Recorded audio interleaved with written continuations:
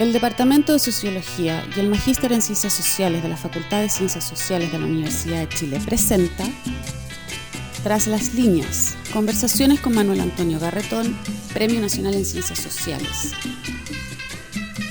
Un programa que se estrena cada martes desde las 16 horas, disponible a través de YouTube, Facebook y varias plataformas de podcast.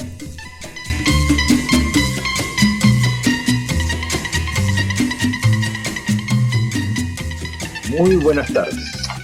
Bienvenidas y bienvenidos a Tras las líneas, el programa del Departamento de Sociología y del Magíster en Ciencias Sociales de la Facultad de Ciencias Sociales de la Universidad de Chile, en la cual todos los martes, a través de las distintas plataformas como YouTube, Facebook y las distintas plataformas podcast, hacemos una reflexión sobre las problemáticas de nuestra sociedad, sobre lo que ocurre en el mundo y en nuestro país, en nuestro continente, desde la perspectiva de las ciencias sociales. Y hoy día, que es el penúltimo programa de este año, luego vamos de vacaciones y retomamos en marzo, vamos a conversar sobre una muy importante investigación que se ha hecho por parte del Centro de Estudios de Conflicto y Cohesión Social, que es un proyecto de varias instituciones a través de un concurso nacional, que reúne un conjunto de investigadores e investigadores, programas docentes, comunicacionales, en fin, y uno de cuyos instrumentos es un estudio de panel sobre el cambio social en Chile y las relaciones entre política y sociedad. El estudio de panel, no vamos a entrar en tecnicidades, consiste en que usted toma una muestra, como en general todas las encuestas de distinto tipo, toma una muestra porque no puede estudiar al universo, una muestra lo más representativa del universo, en este caso del país, pero la particularidad es que sigue a esa muestra a lo largo de varios años. En este caso, es un estudio de la dinámica de los últimos 5 años.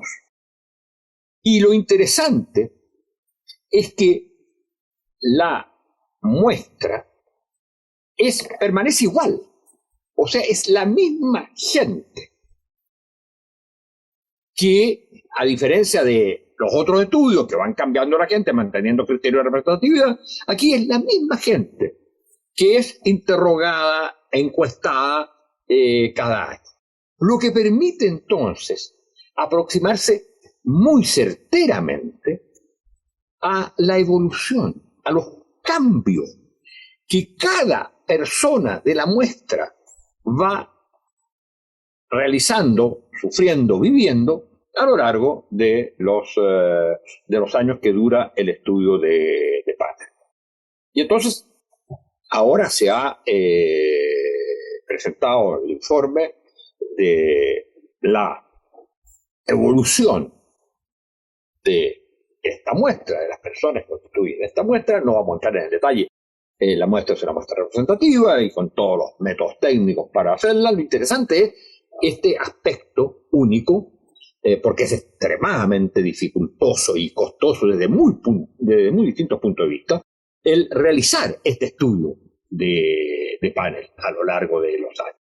Pero permite comparaciones que, si la muestra es representativa, permite entender las comparaciones, los cambios, las variaciones de toda la población del país en la medida que la muestra es representativa. Para conversar de esto, está con nosotros un gran sociólogo de la Universidad Católica, Matías Bäckstedt, que es profesor asociado del Instituto de Sociología de la Pontificia Universidad Católica, es doctor en Ciencia Política de la Universidad de Michigan, Ann Arbor, una universidad muy calificada, muy especializada en todo lo que son aparatos metodológicos de investigación en ciencias sociales, además, por supuesto, de otras cosas. Él tiene además una licenciatura en Sociología de la PUC y su investigación aborda el campo de la opinión pública, el comportamiento político comparado, la metodología cuantitativa, la investigación por encuestas, la sociología de las religiones. Y es investigador asociado y parte del comité ejecutivo de esta encuesta llamada el SOC, que es el estudio de cambios sociales en Chile, este estudio de panel. Y para partir, porque hay una cantidad de información extremadamente interesante sobre lo que está ocurriendo hoy día en el país con la actitud, las posiciones, las orientaciones de la gente, en relación fundamentalmente a distintos aspectos, pero vamos a enfocarnos fundamentalmente en relación a la política.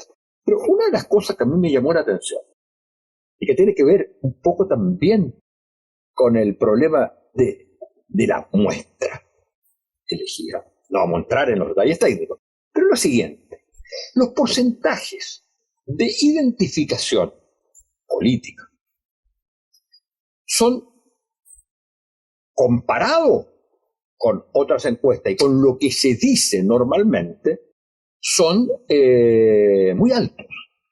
Solo un 20% en el último año declara no identificarse con posiciones políticas de derecha, centro o izquierda.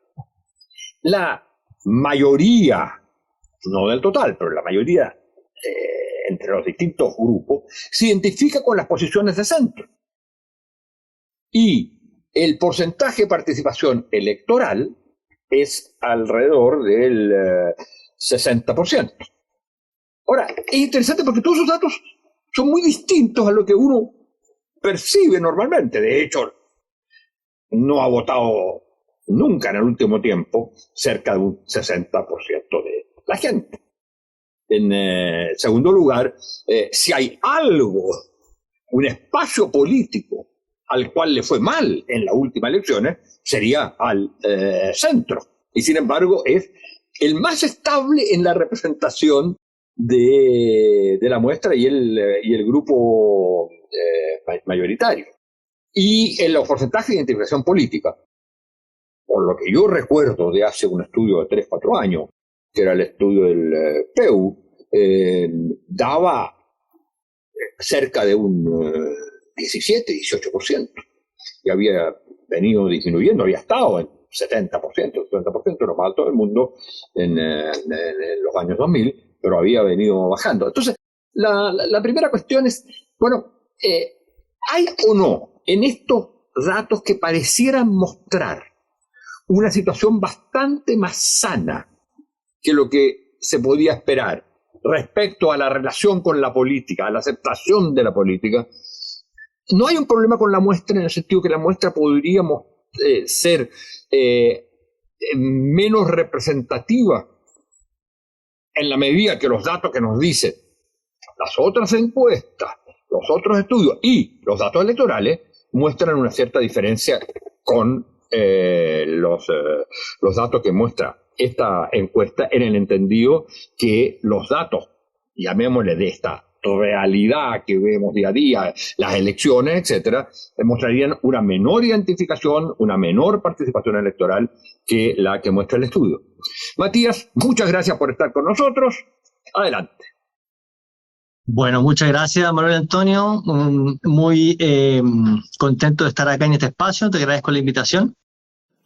Respecto a la pregunta, es como, tiene varias aristas. Entonces, esto va a sonar como que si yo tuviera un conflicto de interés o yo tengo un conflicto de interés. Entonces, yo diría que la encuesta del SOC, por sus características metodológicas, que no nos vamos a meter ahí en mucho detalle, pero por sus características metodológicas tiene ventajas importantes respecto a las encuestas que en el contexto electoral reciente se publicaron de forma bastante masiva, ¿no? La encuesta, pero no quiero hacer una defensa corporativa de la encuesta. Lo que quiero hacer en el fondo es que hay problemas de distintos niveles. Un problema que es común a todas las encuestas, incluida el SOC y todas, es que sobrerepresentan las tasas de participación electoral. Eso pasa aquí, pasa en Estados Unidos, pasa en todos lados. Según el SOC, nosotros tenemos 65% de votantes en 3 elecciones distintas. El número varía para el 2013, 2017 y para el plebiscito. Y sabemos que ese número está inflado 20 puntos porcentuales. Yo trabajo propio, en otros trabajos que he hecho sobre participación electoral, por ejemplo, he encontrado que en la CEP pasa lo mismo, sobre representación del 20-25% de los votantes. Si uno se mete... ¿Por qué pasa? Matías, detengamos un segundito en esto, aunque vamos a entrar después a los datos más duros sobre lo que pasa con la gente y la política. Pero, ¿por qué pasa esto que hay esta sobre representación de la...? No tengo la certeza, porque se puede tener certeza sobre esto, pero nadie lo ha hecho todavía. Pero yo apostaría, mi hipótesis sería que el proceso que conduce a una persona a responder una encuesta no es del todo diferente al que lleva a esa persona a votar. Cierta motivación por lo público, lo político, cierto interés acerca del acontecer nacional, cierta expresividad, ganas de expresar cuál es mi opinión, mi punto de vista. Y o sea, básicamente los atributos que una persona podría tener, un votante promedio podría tener, tienden a coincidir con los atributos de un encuestado promedio. La diferencia es que uno tiene que ir, la diferencia es que en un caso va y se le pregunta cómodamente y puede dar su opinión, en cambio en el otro caso tiene que hacer un esfuerzo para ir a votar, y eso hace que entonces la votación sería menor. En esta explicación. Claro, entonces, ¿qué pasa? Que en las encuestas, las personas les preguntan, ¿quiere usted responder a esta encuesta? Sí, no. Y mucha gente que no vota va a decir, no me interesa. Y mucha gente que sí vota va a decir, sí, me interesa. Entonces, como no te responde la muestra perfecta, sino que algunas personas se van cayendo en el camino, y las personas que se van cayendo en el camino son mayormente no votantes, la muestra, que es probabilística y tiene todas las características metodológicas, igualmente no representa bien ciertas dimensiones de la sociedad, como por ejemplo participación electoral. Curiosamente, la misma encuesta que hace mal una cosa puede hacer bien otra cosa. Entonces, por ejemplo, este problema se agudiza mucho en las encuestas online, que hoy día son muy populares, que son a paneles de personas que se como inscriben en un sitio web de una empresa, NetQuest, Opinando Online, y a cambio de responder las encuestas les dan un par de beneficios, puntos, cosas con que pueden después canjear productos. Estas encuestas tienen, en mi experiencia y la de colega, las tasas de participación electoral, si uno las mide en esas encuestas, son del 85%. Son terriblemente malas. Y no obstante, en las elecciones pasadas, salvo CADEM, que CADEM hace una encuesta telefónica probabilística, igual les fue muy bien en el porcentaje en la predicción electoral. Entonces, lo que lleva a las personas a votar tiende a coincidir por atributos de personalidad, por intereses, con lo que los llevan a responder encuestas. Entonces, estas encuestas son buenas muestras de votantes, son muy malas muestras de no votantes. Y entonces, lo que está pasando en Chile y en todo el mundo es que cada vez menos capturamos a no votantes en las muestras de las encuestas y sabemos cada vez menos de ellos. Y por ahí también se tiende a explicar que tengamos gente quizás que más identificado, que tiende a identificarse más con categorías ideológicas que la población en general, y se generan ciertas distorsiones, ¿no es cierto?, entre las muestras que uno recolecta a través de las encuestas y población en general, la realidad, entre comillas, verdadera. ¿Y cómo se explicaría esta diferencia entre una autoidentificación de centro, que es muy alta, alcanza, me parece, en uno de los años a 35%, ¿qué explicación darías tú aunque nos metemos en otros temas? Pues está bien, no hay solo que quedarse amarrado en la encuesta, tienes toda la libertad para tu análisis, el análisis político, con el debacle electoral del centro en las últimas elecciones presidenciales. Es como una gran paradoja, ¿no? Yo creo que sin intentar resolverla así en este minuto, en instante, no, pero por lo menos introducir algunos elementos que puedan ser iluminadores.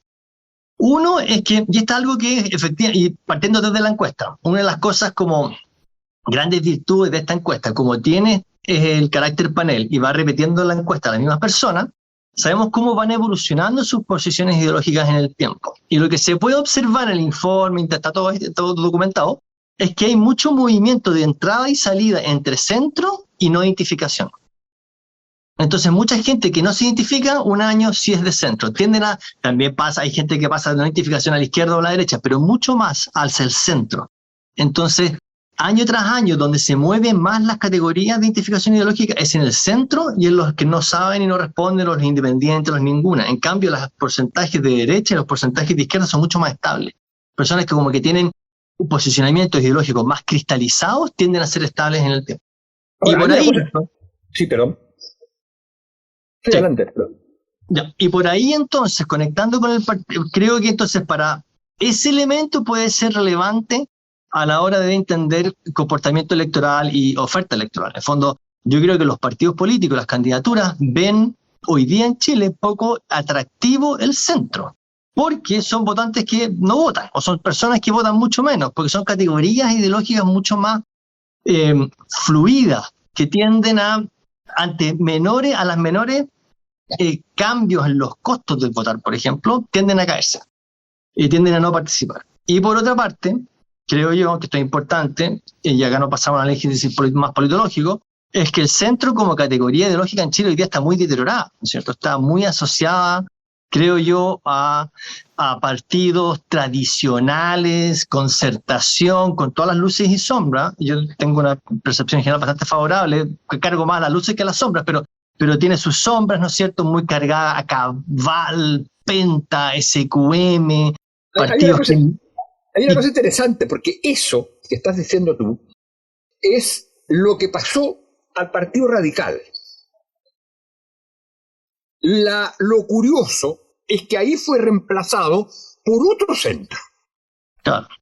¿No es cierto? Entonces, y eso en la historia es muy importante. Y con un centro mucho más proyectivo, en el sentido con un proyecto propio, con identidad propia, alternativista respecto a la derecha y la izquierda, cosa que el Partido Radical no era tanto porque era más bien un partido pendular entre centro e izquierda y por lo tanto hacía que el sistema político fuera más centrípeto y menos centrífugo como lo hacía la democracia cristiana. Ahora, lo curioso es entonces que esta vez fue reemplazado, o sea, ahora, en este último tiempo, ese centro no es reemplazado por otro centro, sino que se va hacia los, no me gusta hablar así porque pareciera ser una connotación ideológica, pero hacia los polos, hacia los otros dos polos, ¿no? Digamos, los otros polos. Ahora, una cosa interesante es que en el caso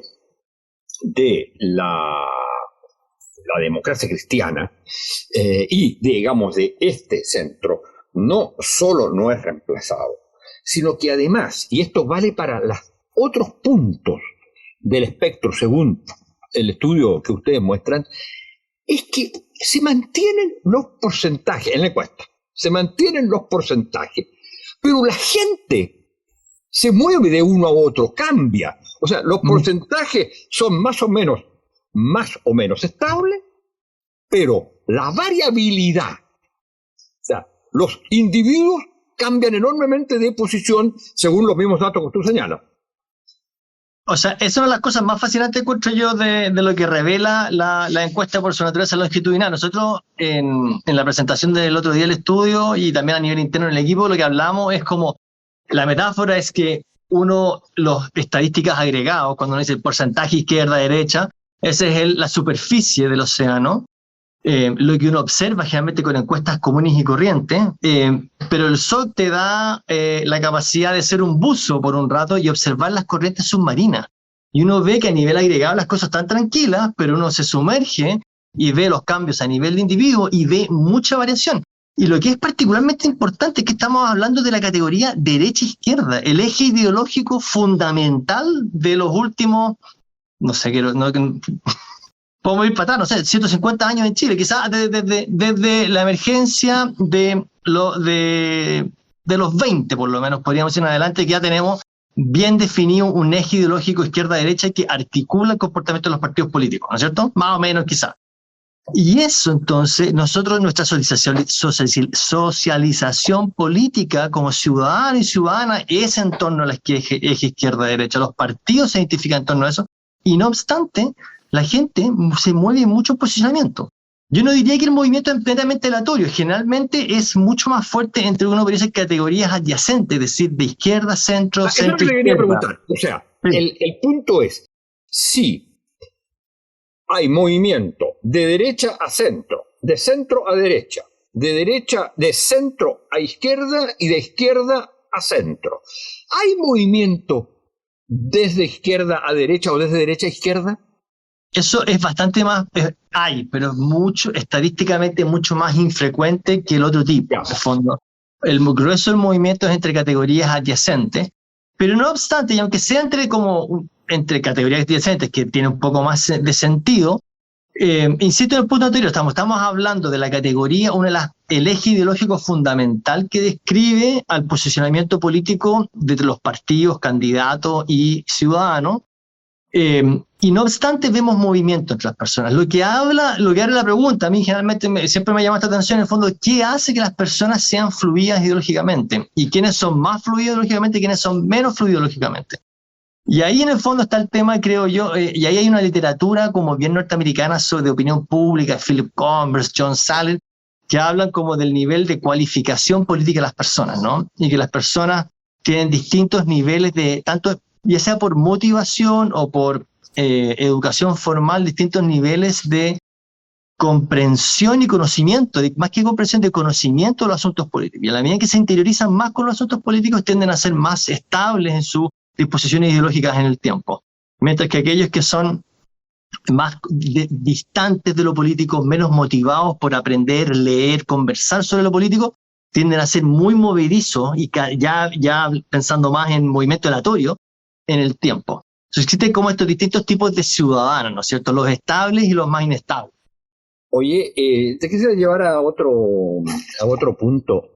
Que conversábamos previo al programa, y es la importancia fundamental que tiene el cambio generacional. Y en eso, digamos, la sola presencia de los personajes más importantes en este momento del nuevo gobierno, partiendo por el presidente, son dirigentes estudiantiles o también dirigentes estudiantiles, dirigentes de colegio médico, pero con una edad que probablemente no le permitiría ser presidente de la República. Entonces uno dice, bueno, ahí es un dato que puede tener consecuencias muy, muy interesantes y positivas, y también si la generación no entiende, la nueva generación de dirigentes, que ya no son los dirigentes de una generación, sino de un país.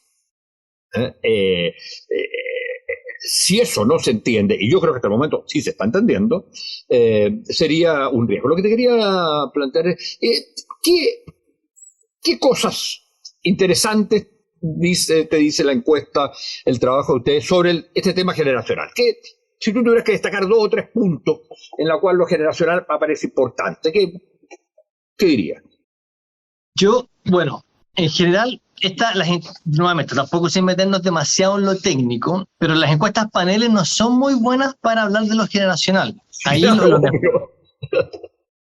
porque van envejeciendo. Claro, las mismas personas. Exacto. Y entonces es difícil desligar que es como efecto ciclo de la vida, que la persona a medida que transita distintas etapas del ciclo de la vida también van alterando sus opiniones, van cambiando, tienen distintas situaciones laborales, distintas situaciones familiares, versus diferencias generacionales que básicamente remiten a la coyuntura histórica, al periodo histórico que te tocó nacer, y que eso de alguna forma marca a las personas coetáneas de cierta manera. En todo, dicho esto, ¿qué edad tienen los más jóvenes de tu muestra, más o menos? ¿Cuál es el grupo más juvenil? Hoy día tenemos dos muestras. La primera muestra, la original, partió con 18 años en 2016, es decir, hoy día están en torno a los 22, 23 años. Entonces van envejeciendo. Y hicimos después... Sí, sigue siendo muy jóvenes, sí. Y hemos transitado, en el fondo, los capturamos cuando salen del colegio y hoy día quizás ya están insertos laboralmente, quizás están en los últimos años de universidad para los que estudian y cosas así. Y por ahí también se va a ver muy interesante la posibilidad de ver cómo el ciclo de la vida conecta con distintas opiniones y configuraciones de preferencia. Pero dicho eso, entonces el SOC es muy clara en términos etarios, yo creo que es muy clara en revelar lo que también se sabe de otras fuentes, que no es particularmente novedoso, que la protesta social está concentrada de sobremanera en personas jóvenes, menores de 35 años. Estoy pensando, ¿qué otro resultado relevante en torno al etario? Lo que pasa es que mientras pienso se me ocurre otra cosa, que ya acaba de ser un poco de autopromoción, pero que hace 2 años atrás sacamos un artículo con Nicolás Soma y Benjamín Muñoz, donde hacíamos un esfuerzo estadístico, no me voy a meter en lo técnico, prometo, por separar el efecto de la generación con el efecto de la edad sobre la participación electoral. Y ahí salió una cosa súper relevante, que efectivamente uno puede ver que las personas que alcanzaron a votar en el plebiscito quedaron marcadas de por vida y con altas tasas de participación electoral. Más encima estaban forzadas institucionalmente a votar, ¿no es cierto?, por el sistema antiguo. En cambio, después lo interesante es comparar a las personas que no necesariamente se alcanzaron a amarrar institucionalmente después del plebiscito, que son los que nacen en los 70. Y esas personas, las tasas de participación, controlando por la edad, se caen. Y después, las personas que empiezan a nacer a fines de los 80, vuelve a subir la participación. Lo que habla más o menos de que tenemos dos generaciones, aquellos que nacen gruesamente hablando en los 70, principios de los 80, versus los que nacen a mediados de los 80 y después, que son históricamente contiguos, pero uno es una generación despolitizada y otro es una generación muy politizada. La primera generación, la vida política la hacen a través de la institucionalidad de los partidos de la Concertación. Se asuman a la participación. Se suman a los partidos de la Concertación. Por ejemplo, acá voy a decir un ejemplo emblemático, ¿no es cierto?, como hablábamos al principio, una Carolina Tobá, que llega a la presidencia del PPD, ¿no es cierto? Aunque ella, cuando pasó el plebiscito, todavía era muy joven. En cambio, la generación siguiente, la que... Era muy joven, pero había tenido una participación fundamental en ese famoso foro de televisión con Ricardo Lagos, antes del plebiscito. Claro, sí, por supuesto. Y después, la generación siguiente, que es por una cosa como de coyuntura histórica, le toca otra experiencia política completamente distinta. De primero, les tocó a la edad que se inserta en el mundo político un sistema de partidos desprestigiado, absolutamente desprestigiado.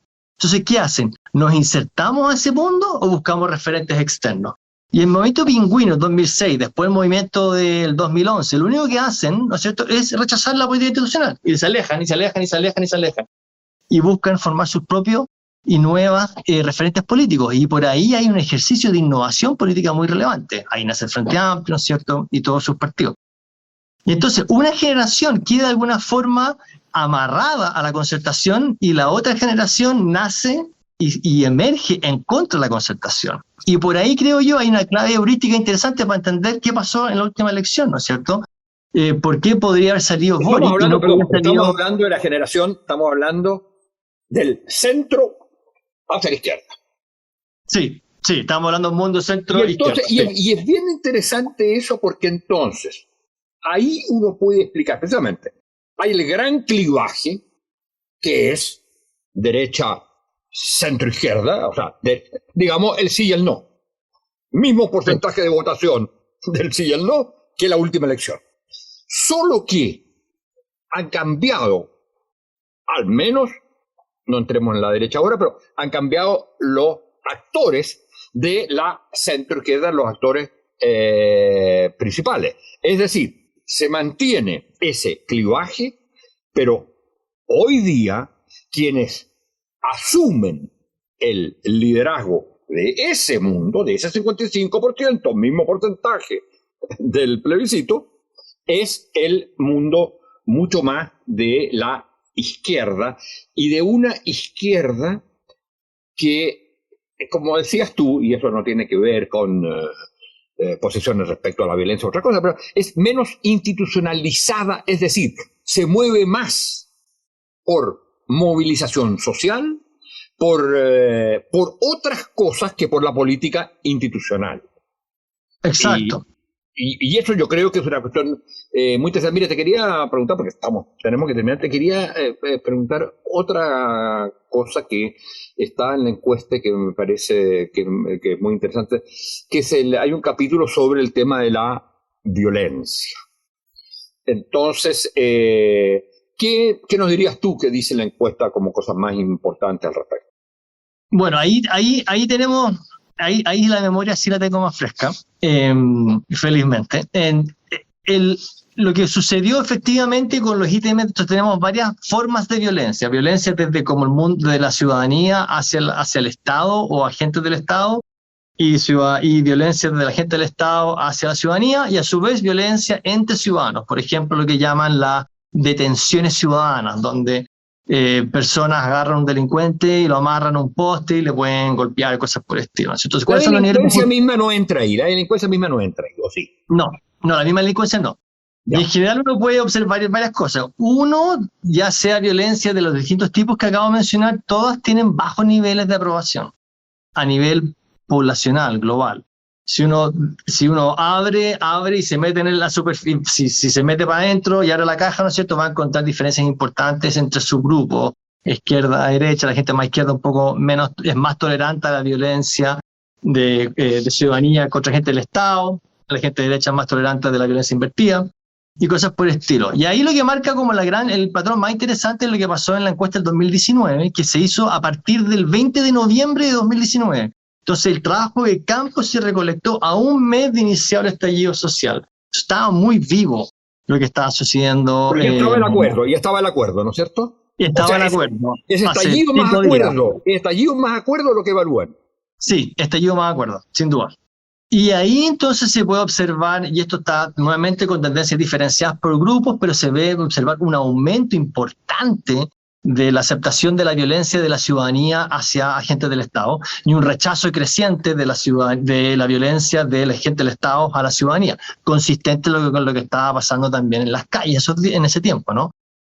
Ahora, lo interesante es ver qué pasó la ola después, ¿no? Y ahí los niveles quedan en un nivel intermedio entre post-estallido y pre-estallido. O sea, quedan más bajos que el 2019, pero quedan todavía levemente más altos que el 2018. Entonces, ¿cómo va a desencadenarse eso si es que se normaliza, entre comillas, y vuelve a niveles previos al estallido? Lo vamos a ver el próximo año. Pero de alguna forma se podría decir que la justificación de la violencia sufrió un efecto periodo, es decir, aumentó por las circunstancias que estaban ocurriendo en un minuto y está tendiendo a bajar ahora, ¿no? Y una de las cosas que me llamó la atención, y con esto sí que hay que terminar, fue también el hecho que la movilización social, o movimiento, usted le llama movimiento, pero digamos, la movilización social más importante de los últimos 5 años para la gente no es el estallido, sino el movimiento por las pensiones. Sí, es bien interesante eso. ¿Cuán profundo cala el tema de las pensiones, ¿no? El estallido obtuvo el primer ranking para el año 2019, cuando estaba esto in situ ocurriendo, ¿no? Pero las pensiones, si la memoria no me falla, ya para la ola 2017, incluso 18, estaba en número 1. Y vuelve ahora, a fondo, el protagonismo se lo tomó el estallido en la encuesta anterior, y ahora para la última vuelve a tomar la pole position, se podría decir, en las pensiones. Oye, y dime una cosa, más allá de si algo dice la encuesta en las distintas olas que han hecho, está bien, pero si no, ¿qué explica que un tema tan, y vamos a decirlo de esta manera, aunque pueda sonar absurdo, tan aburrido hasta un cierto momento, y sobre todo en general para los jóvenes. ¿Qué explica que un tema como las pensiones se haya transformado en un tema central? Fundamental, como fue en un momento la educación, por ejemplo, como fue básicamente la educación, digamos, en los años 2006 a 2011, es la educación. Y de ahí para adelante son las pensiones. Es la pensión el tema central. ¿Qué elementos explicarían eso? ¿Qué cambio significaría en la sociedad chilena la valoración de eso como el conflicto central, de alguna manera? Se me ocurre que esa sería como una excelente pregunta para una tesis de un estudiante de magíster o de doctorado incluso, ¿no es cierto? Entonces yo no, porque están los datos ahí, es cosa de meterse, leer y poder intentar responder una pregunta tan relevante como esa. Pero a mí se me ocurre, vuelo pájaro, que el tema de las pensiones confluyó, así como en la fenomenología cuando fluye conciencia y acto, confluyó preocupación ciudadana con activismo político, ¿no es cierto? En el fondo es una alineación de astros. La gente, o sea, y además, para darle más, la guinda de la torta es que hay un chivo expiatorio, una entidad identificable, palpable, que encarna los problemas, la AFP. Yo creo que eso es clave, ¿eh? Es material, clave, ¿no? Para decirlo de alguna manera en términos de sociología clásica, el adversario, el enemigo. Hay un enemigo claro, hay un enemigo claro, que además concentra muchas cosas, independientemente de que lo haga bien o mal burocráticamente, eso es otra cosa, pero concentra el hecho que representa el gran éxito proclamado en el mundo por parte de la dictadura. Representa de alguna manera el capital financiero. O sea, ese poder absoluto sobre la sociedad, pero que no se ve, porque precisamente es el capital financiero, pero ahora se ve que está instalado en las AFP. Entonces, ese aspecto de ser tú decías, Chivo, aparece como en la encarnación del enemigo principal, como en otra época aparecían los propietarios de las grandes empresas y monopolios, ya sea fuera nacionales, ya fuera internacionales. Claro, y la idea como del experimento neoliberal, que solucionar problemas públicos con soluciones privadas también está materializado, simbolizado en forma como icónica, ¿no es cierto?, con las AFP, que acompañado también de mucha experiencia vicaria de los límites de las pensiones, de los bajas que eran las pensiones, entonces agrega toda esa experiencia directa o vicaria, claro, sobre todo los jóvenes, con un activismo político que provee una narrativa crítica de eso, y ahí eso fue una chispa que explotó, creo, y por ahí eso quedó yo creo, a un nivel más profundo como unas prioridades de largo plazo a las personas. No creo que el tema de las pensiones se mueva por ahí, se mueva hasta que no hayan cambios sustantivos. Sí, yo creo que, como gusta decir a muchos, llegó para quedarse. O sea, se instaló como la expresión, como en otra época era la explotación en el trabajo, como la expresión de todas las contradicciones del sistema. Exacto. Y eso es muy, muy interesante. Bueno, Matías, tenemos que terminar. Muchas gracias por esta conversación, por traernos los datos de esta encuesta que está. El estudio está en la página web, ¿no? Está todo disponible online en forma replicable y transparente. Se pueden descargar las bases de datos, vayan al sitio del COES, las personas interesadas, pueden descargar las bases de datos, informes, presentaciones, todo. Bueno. Y aprovecho también de agradecer mucho la invitación, la he pasado genial. Qué bueno, qué bueno.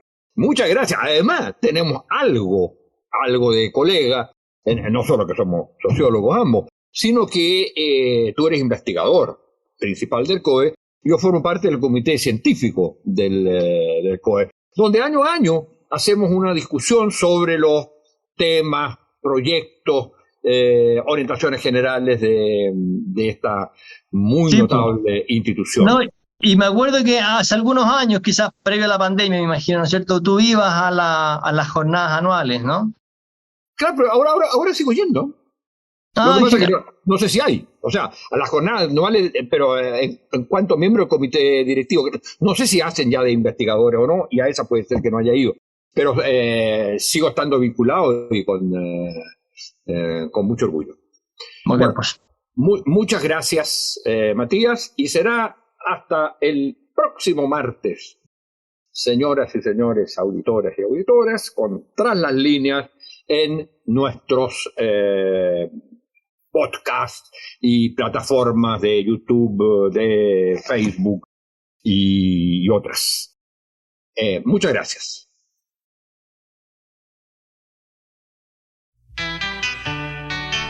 El Departamento de Sociología y el Magíster en Ciencias Sociales de la Facultad de Ciencias Sociales de la Universidad de Chile presenta Tras las Líneas, conversaciones con Manuel Antonio Garretón, Premio Nacional en Ciencias Sociales.